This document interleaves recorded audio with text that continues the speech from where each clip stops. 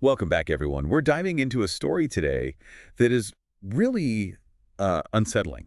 It involves a family therapist, a popular YouTube vlogger, and a whole web of accusations.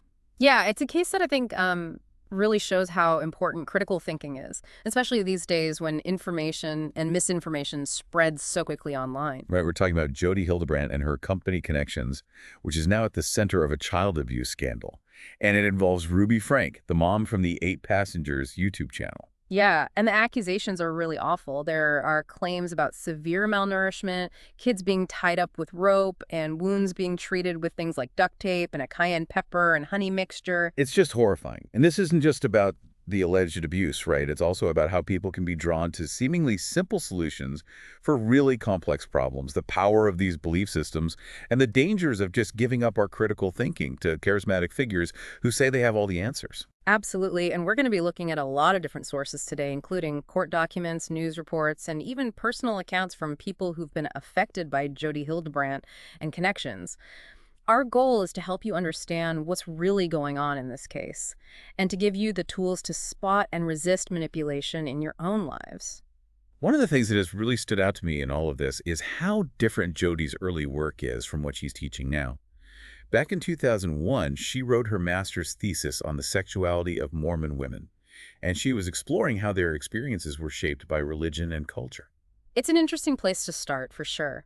It seems like she was initially aware of how complex human experiences can be and the dangers of these really strict belief systems. But somewhere along the line, her approach just took this sharp turn. It really did. And now her teachings through connections really emphasize personal responsibility, almost to an extreme. She uses these catchphrases like distortion and spiritual surgery, and she even claims that everyone is an addict at their core.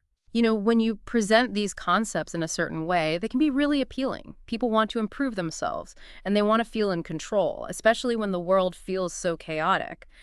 But there's a huge potential for manipulation. So let's break these ideas down a little bit. What does Jodi even mean by distortion?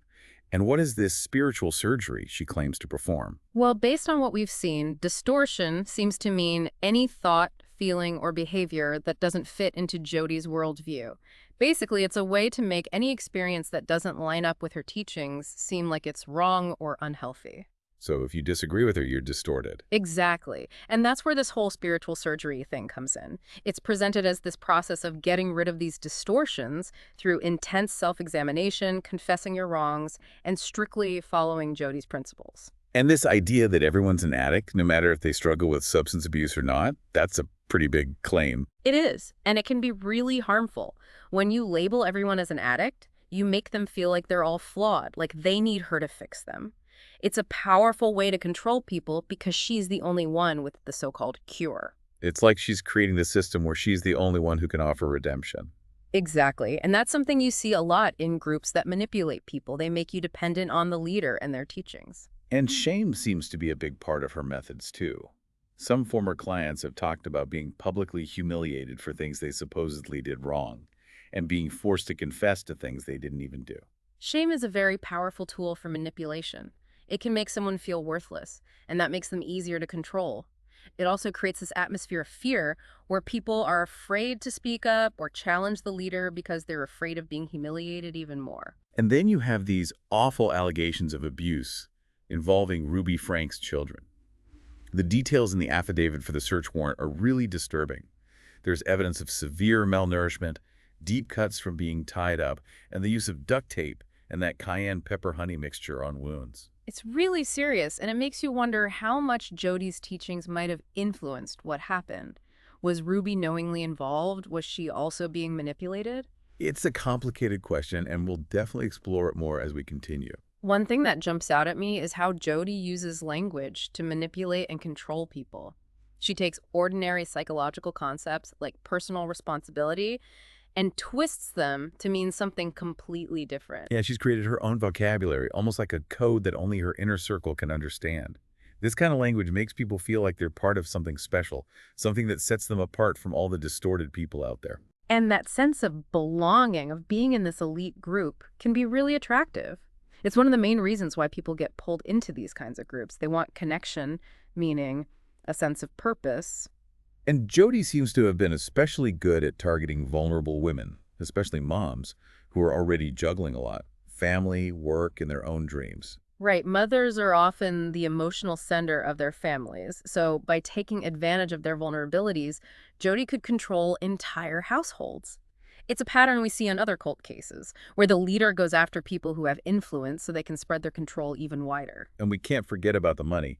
People were reportedly paying over $10,000 a year for Jodi's programs. That kind of financial commitment makes it even harder to leave, even if you start having doubts or things start going wrong. The financial aspect is really important. It adds another level of control because now people are dependent on the leader, not just for their beliefs, but also for their financial stability. It's a tactic used by lots of manipulative groups to make it harder for people to break free, even when they realize how dangerous it is. It's like they're trapped, Mm. financially and emotionally. And that financial dependence often comes with social isolation. The more invested someone gets in the group, the more likely they are to cut ties with friends and family who might question what's going on. And that isolation is so important for these groups, right? Because it creates an echo chamber where the leader's ideas never get challenged and anyone who disagrees is just shut down. Exactly. And because of that isolation, it's really hard for people to see the manipulation and abuse that's happening right in front of them. Their whole reality gets warped by the group's beliefs to the point where they can't tell what's healthy anymore. One thing that really stuck with me from the source material was what Jodi's niece said about how she was treated.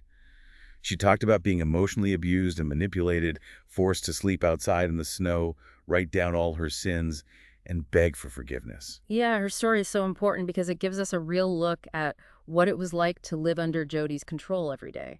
It's not just abstract ideas anymore, it's about the real impact on people's lives. It's heartbreaking to read about how much control she had over her niece. She was young, looking for guidance, and it makes you wonder how many other people, especially young people, went through the same thing. It's a sobering thought. It really emphasizes how important it is to be careful and think critically about any group or person who claims to have all the answers to life's big questions. Another thing that's really disturbing is how Jodi seems to have used children's sexuality as a way to control people. There were reports about her saying a child abuse survivor was actually the offender, advocating for harsh punishments for kids who showed any kind of sexual curiosity, and constantly trying to control what kids knew about sex and relationships. It's incredibly alarming. Children are so vulnerable to manipulation, and Jodi's teachings seem designed to exploit that. Her methods, from what we've read, are ethically questionable, and they really need to be investigated further. It's like she was creating this atmosphere of fear and repression around anything to do with sexuality, especially for kids, and that can cause real lasting harm. The potential for long-term damage is huge. Kids who are raised with this kind of rigid, shame-based view of sexuality might have problems with intimacy, self-acceptance, and setting healthy boundaries later in life. One source compares Jodi's methods to those of Keith Raniere, the leader of NXIVM. Both of them use this combination of seemingly helpful teachings and manipulative tactics to control their followers, and it often had devastating results. The similarities are striking. Both Raniere and Hildebrandt went after people who were vulnerable and looking for something more in their lives, offering them a sense of belonging and purpose. And they both used flattery, shame, and isolation to break down their followers' sense of self and make them completely dependent. It's like they were following a playbook, a set of tactics for taking advantage of human weaknesses and establishing a system of control. That's a good point. And it shows how important it is to understand these tactics, to be able to recognize those patterns of manipulation so we can protect ourselves and the people we care about from falling into the same traps. One thing that keeps coming up is how Jodi believed she was on some kind of divine mission, chosen by God to heal people and get them ready for the second coming of Christ. That belief that you're special, that you have a direct connection to God or a higher power, is really common among cult leaders. It lets them justify whatever they do, no matter how extreme or harmful, by saying it's part of a bigger plan. It's a dangerous delusion, and it can have terrible consequences for the people who get caught up in it. Absolutely. And it reminds us to be wary of any belief system that demands blind obedience or promises easy answers to life's complicated problems. The sources also talk about Jodi's personal life, and it seems like she has a history of troubled relationships and pushing away people who disagree with her. She's estranged from her own family and doesn't have many friends outside of her organization. That isolation is a classic tactic for cult leaders. It gets rid of opposing views, makes the group even more dependent on the leader, and creates an us versus them mentality. Like she built a fortress around herself where her ideas were never questioned, and she had total control. And inside that fortress, she could do whatever she wanted to the people who came to her for help. It's a powerful image, and it really captures the danger posed by people like Jodi Hildebrandt. They create their own worlds where their word is law, dissent is punished, and individual needs are sacrificed for the leader's goals. One of the most disturbing things about this whole case is how Jodi seems to have used her knowledge of psychology to hurt people. She twisted concepts like personal responsibility and turned them into weapons of control, using them to shame, belittle, and break down the very people who came to her for help. That's a common tactic among manipulators. They take things that are supposed to be helpful and empowering, and they turn them into tools for disempowerment, twisting them to serve their unselfish purposes. It's like she took tools meant for healing and turned them into weapons. You put it perfectly, and it really underscores how careful we need to be when we're looking for guidance from someone who claims to have the answers to personal growth or spiritual enlightenment. One source suggests that Jodi was particularly good at targeting people who were already feeling inadequate or were looking for a sense of belonging and purpose. Yeah, you see that in a lot of cult cases. The leader finds people who are vulnerable, who are searching for something more, and then offers them this seemingly easy solution. Just give in to our beliefs and all your problems will disappear. It's a tempting offer, and it can be hard to resist, especially if you're feeling lost or alone. Absolutely. That's why it's so important to develop critical thinking skills, to question everything, and to be wary of anyone or any group that demands total obedience or promises simple solutions to complex problems. One of the sources asks a really important question. Was Ruby Frank a willing participant in Jodi's schemes, or was she a victim herself? It's a tough question to answer. It's possible that Ruby was initially drawn to Jodi's teachings because she was looking for guidance and support, but then gradually got caught in this web of manipulation and control that wore down her ability to think critically and make her own moral judgments. It just goes to show that even people who seem strong and smart can be manipulated, especially if they're looking for connection, meaning, or a sense of belonging. Right, it highlights how insidious these manipulative groups can be, how they exploit our weaknesses and take away our ability to make our own choices. And the fact that Ruby had a big platform, a YouTube channel where she shared her life with millions of people, makes this even more disturbing. It definitely does. It raises questions about the potential for harm when someone with a lot of influence starts promoting questionable ideologies, especially to an audience that might be easily manipulated. One source describes Jodi's teachings as a Frankenstein's monster of an ideology, taking bits and pieces from different places, stripping away any context or nuance, and then presenting it as this groundbreaking new way to achieve healing and self-improvement. That's a great analogy. It perfectly captures how Jodi took existing ideas, distorted them, and then used them to manipulate and control people. One source also points out something concerning about a group called the Eternal Core Conference, where Jodi was a speaker. This conference, organized by Tom Harrison, the guy who wrote Visions of Glory, seems to promote similar ideas about spiritual enlightenment and being ready for the apocalypse. That connection is definitely worrisome. It suggests that Jodi's teachings might be part of a bigger network of people who share the same beliefs and could be using those beliefs to take advantage of others. It needs to be looked into further. It's like a whole network of these groups, all promoting these extreme beliefs that could be really harmful. And it's scary to think how many people might be trapped in this network without even realizing they're being manipulated and controlled. This interconnectedness shows how important awareness and critical thinking are.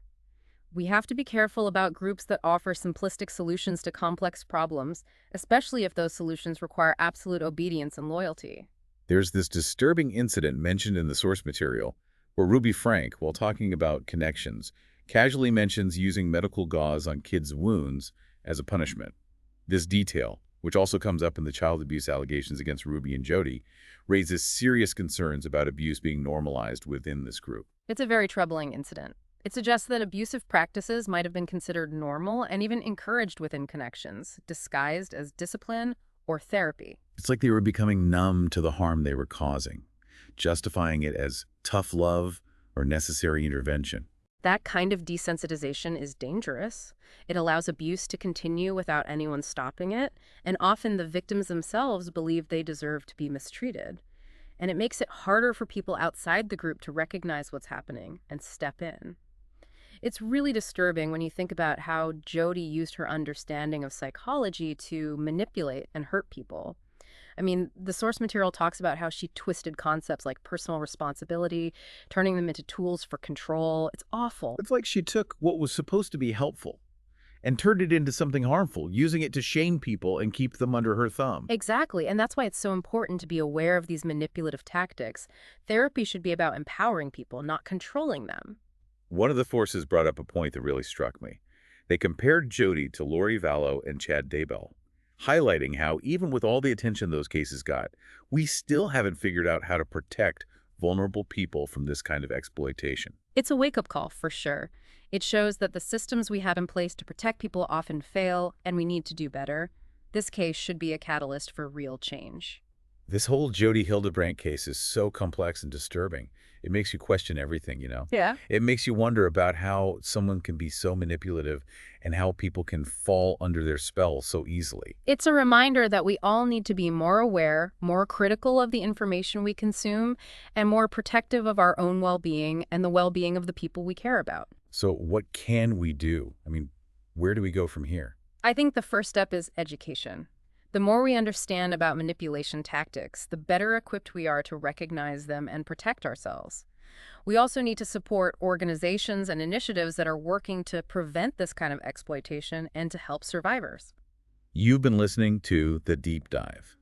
We hope this episode has been eye-opening and has encouraged you to think critically about the information you encounter and the people you trust. Remember, knowledge is power. By understanding the dangers of manipulation, we can all work together to create a safer and more informed world.